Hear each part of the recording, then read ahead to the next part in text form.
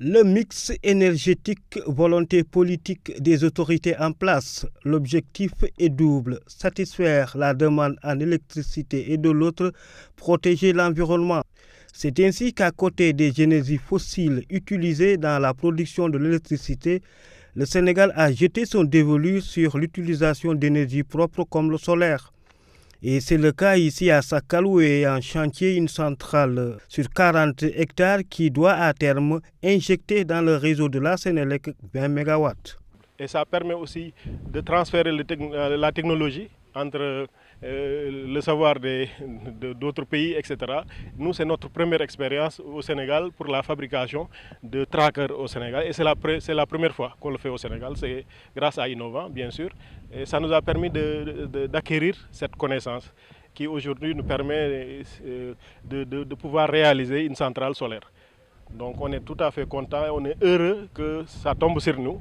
Et nous sommes quand même en train de faire le maximum pour vraiment mener à bien ce projet. Et d'ici normalement mois de mai, fin mai.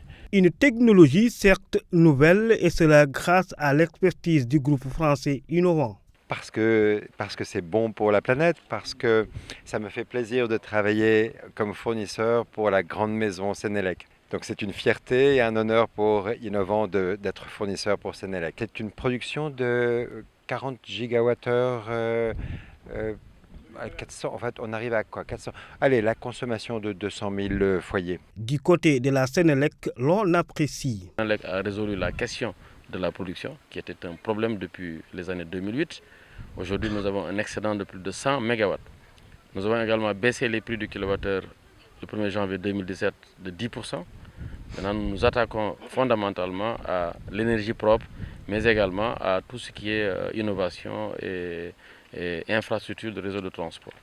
Et en plus, l'on estime également que ce chantier, en plus d'autres dans le futur, permettront à la société de résoudre une sérieuse équation. Nous avons 102 MW aujourd'hui de solaire sur notre réseau. Et si vous y ajoutez les 75 MW que nous avons de la part hydroélectricité de l'OMVS, nous sommes à 21,38% de capacité propre sur notre réseau. Et ça ne s'arrêtera pas là. Très prochainement, ce sera la centrale de Kahone, Énergie Ressources. Ensuite, ce sera celle-là, je l'espère bien, d'ici le mois de mai prochain. Et l'année prochaine, avec l'éolien et un peu plus tard le scaling solaire, nous dépasserons les 30% de capacité propre qui nous sont assignés par nos autorités. Dans le cadre d'une visite de chantier, le secrétaire d'État français s'est réjoui du partenariat public-privé qui, selon ses termes, doivent redéfinir les nouveaux termes d'échange entre le Nord et le Sud.